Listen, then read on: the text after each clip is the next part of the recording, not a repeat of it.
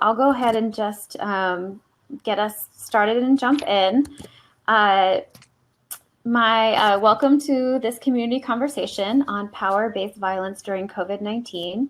My name is Loree Lipstein, and I'm the founder and principal at Thread Strategies. We are a consulting firm based here in Washington, D.C. that works to build capacity for small nonprofits by helping to build development strategy and operations. So we often work with the Catalog for Philanthropy and a lot of Catalog for Philanthropy nonprofits. And so I really appreciate the invitation to be here tonight as your moderator.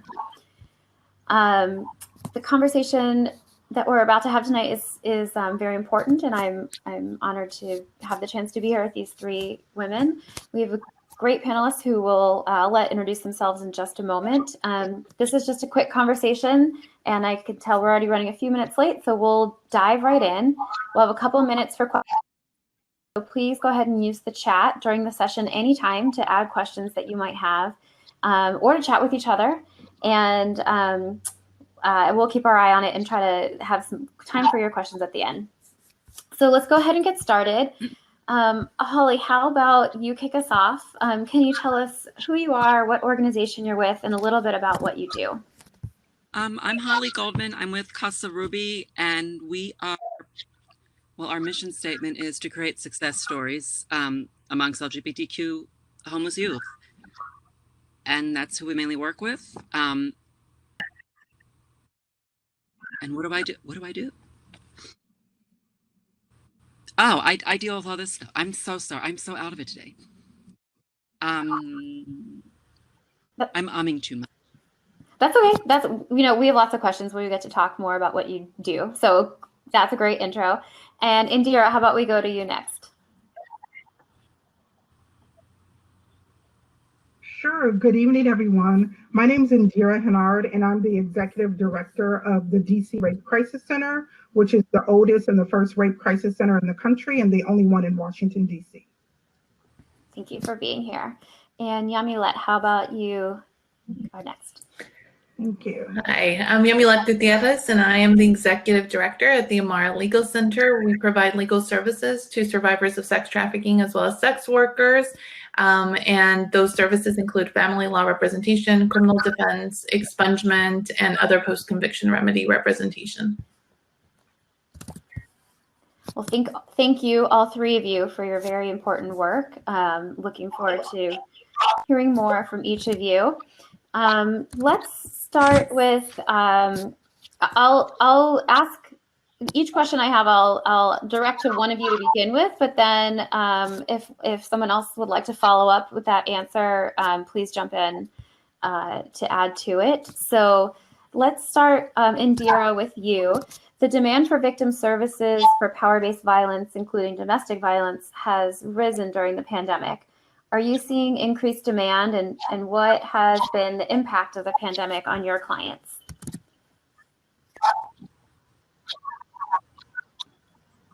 Yes, so we've seen a significant increase in requests for services since the pandemic began 8 months ago. Our services have doubled.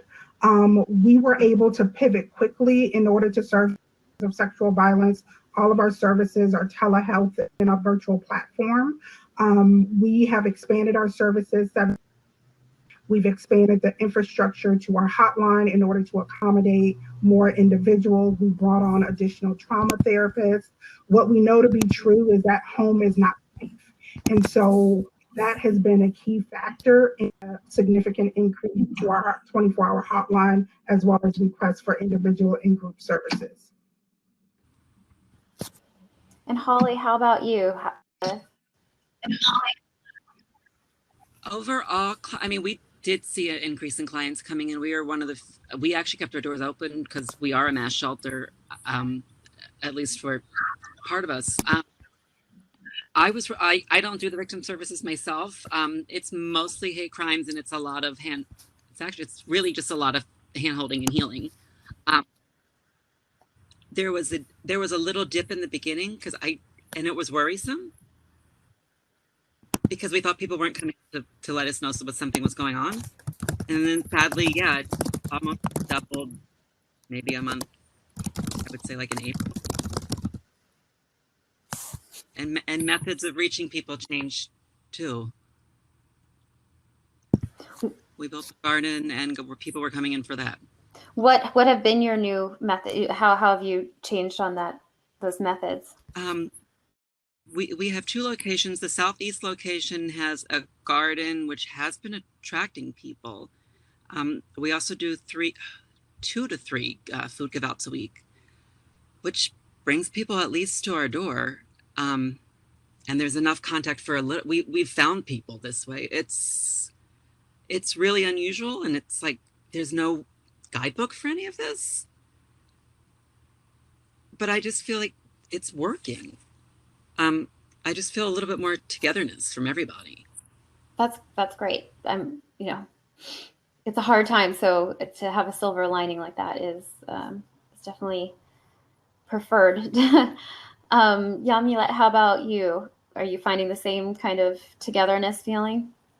So our experience has been a little different. With sex trafficking survivors, the screening is really, so a lot of our referrals actually come from intakes that we do throughout DC, Maryland, and Virginia.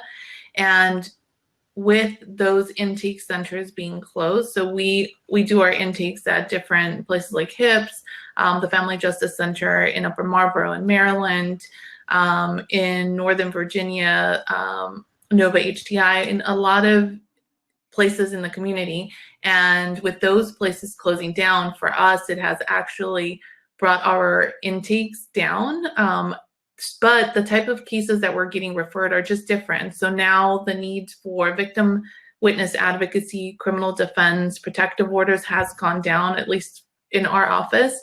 But the cases around expungements of records and family law cases, so cases where I think people have had the opportunity to sort of sit back, take a moment and think about and plan for the future, those are the cases where we're seeing an increase. So our experience has been just a little different. I think it's because of the nature of sex trafficking and how it's already difficult to reach that population, and add the additional barrier of not being able to access resources or the ability to connect with individuals through social services. The cases that you're seeing increase, Llamilet, what do you think the factors are that are leading to that increase? Sadly, it's unemployment has led a lot of clients who was no longer receiving proceeds from an estate that her mother had left her, and she is a sex trafficking survivor. And because of that, there's also a substance abuse diagnosis with her, so her family no longer wanted to give her proceeds from her mother's estate. So the trustee there was no longer dispersing this money, and so with COVID, she was in dire need of these funds. So we've actually been assisting her with being able to get a larger distribution in that. But it happened because she lost her job and no longer had access to resources. And that's what we're seeing with our other clients as well. They're no longer able to access resources from their jobs, and now are in a position where they need legal representation. Holly, are you seeing similar things happen? It's really similar. We're seeing a lot of, because we have the city's being very strict with the cutoff of being age 24. There's a woman that we I think, how old is she? Like a 32-year-old Black trans woman. She has. We lost her for a little while during COVID. She apparently she got arrested for something. We couldn't. Everything was, she was in and out and in and out. And she'd been with us already for 4 years before she aged out. And there was just that big need for help. And it was sort of where, it's not budgeted and it's not thought of, but we had to put her up in a hotel. She felt safe, and she actually called to, and it's the same thing. We tried, you do the referrals, but you don't know what's going to happen once you get there. Well, but she did she's doing well now, and that I'm glad to hear that. And it's good to know that you all have it's almost like plan B, C, D, in hand. Like you said, it wasn't budgeted for, but you do what you need to serve your community. And I noticed you had mentioned referrals. Actually, I see a question in the chat. So it's from Normra, who works with Evelyn's Closet, which is a 501c3 nonprofit that offers free clothing to individuals. And she's asking, how can we align or offer our services with your clients? Which I know you can't speak directly to this situation if you don't necessarily know the details of this organization, but maybe you can speak to how you typically form your partnerships for referrals or for kind of cross collaboration. Indira, do you want to take that first, maybe?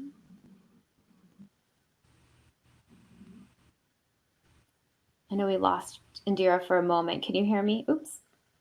Must be having internet problems. Holly, how about you? How do you form those partnerships with other nonprofits?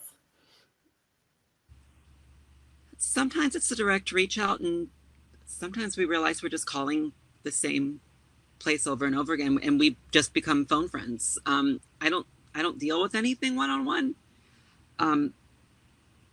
There was a lot of legal going on. I know Amara was one that we send a lot there, don't we? Whitman Walker wasn't doing a lot of cases. It's really through phone calls, and I think it's like the individual managers have the relationship. I wish it was broader though. Yeah. Because there really is a sense of togetherness right now. Llamilet, how about you all? How do you form those partnerships? Or if Evelyn's Closet wanted to help you out, how should they reach out? So I think much like Holly says, you start the initial conversation with someone. So for example, with Casa, it's reaching out and saying, hey, we have these services. Can we do a presentation at your site so that your staff knows about us? And then staff members will reach out. And if they have a positive experience, they'll keep reaching out, and you kind of reach out to the same contact just because you have that relationship. What I will say from another nonprofit that provided us with clothing, our clients are unpredictable. We never know when they're going to be in need of these services. So we had one client whose trafficker, she was forced to leave him because he was being abusive, and she ran away in the middle of the night. So she was put up at a hotel and needed clothes for her and her son. And it became a really difficult task to try to connect her with clothing because it was only on specific days, and we had to be a member of that list in order to get a part of it. And it took us 2 weeks before we could even get on the list. And then by the time, we were able to figure out the procedures for that nonprofit, it was too late to assist that client. So I think making sure that we're all flexible. One thing that we've all learned through COVID is we need to be flexible. And as a nonprofit that's providing such essential needs, just being accessible to our clients, and for us being responsive when we reach out. So those I think are two things that will allow us to build a positive relationship.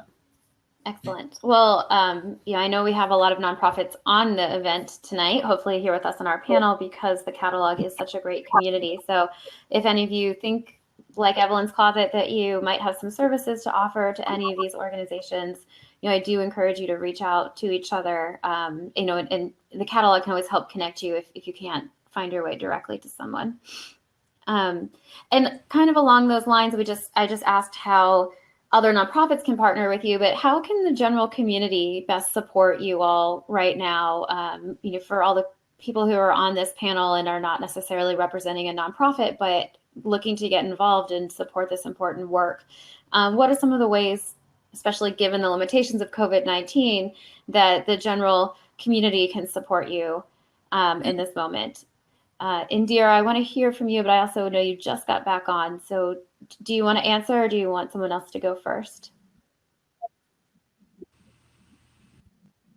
Yeah, I can answer that question.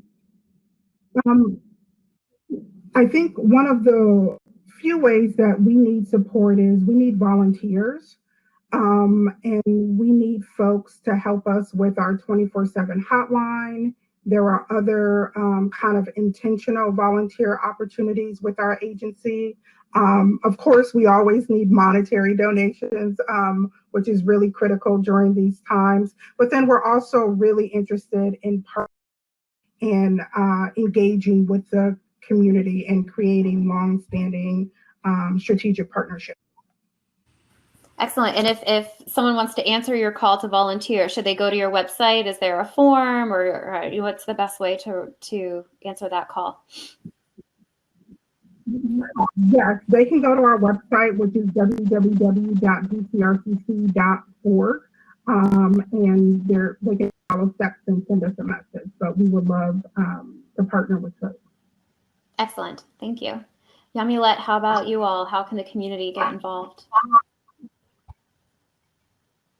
For us, I think, like Indira said, we can always use your money. That's wonderful. And also just whenever you're giving, whether it's of your time or a monetary contribution, being flexible and not adding too many contingencies there, because our clients have various needs, and I think it's important to remain flexible. For example, we're a legal service provider, but those general operating donations are what allow us to provide our clients support with diapers or formula or an Uber ride when the metro shut down. So allowing us flexibility when we don't have those too many strings attached to donations. But the same thing with time. We need volunteers, but sometimes it's volunteers to assist us in organizing our drive, because everything is virtual now. We need to stay organized. So in that respect, I think that's another place where we appreciate volunteer flexibility. And the last thing I will say is in supporting us in our policy efforts and our advocacy for victim-centered approaches. For example, Amara is supporting expanded to erase criminal records. We're engaging in those efforts in Maryland and Virginia. So if you can support those efforts, that would be great as well. And Holly, how about you all? I'm going to say it again. Financial really is the best during everything's so uncertain, and literally every cost is, we can't bill it to grants that we have. It's a lot. Food was coming in. Volunteers, sadly, we weren't allowed to have them in the building because we still half the staff. No, 90% of the staff was still there. So financial really helped a lot, and so many people became small donors during this that it was sort of amazing watching the donor stuff every day. That people just cared. Even, I mean, giving $5 a month, that's really nothing, and it adds up.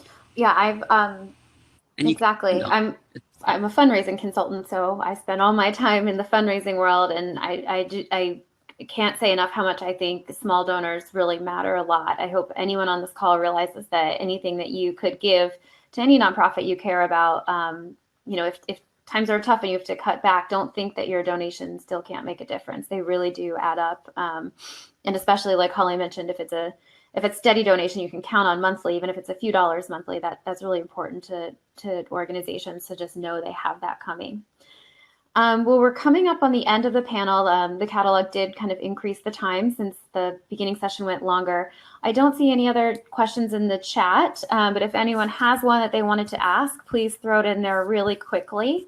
And otherwise, I will just wrap us up with kind of sharing what's next. Thank you again, first and foremost, to our incredible panelists for such a great conversation. Really important information from incredibly unique and vital perspectives. And again, hope everyone listening today heard a little something about how they can get involved. I appreciate you joining us as the audience and for your questions and in chats. There's going to be a small 3-minute break before going into the next round of community conversations. So feel free to grab a snack or a drink. And you can either wait in the virtual lobby or hang out at the main stage and see some of the photos from this year's class. And then in 3 minutes, go back into the sessions tab and choose your next conversation. So thank you, everyone, very much, and enjoy the next session.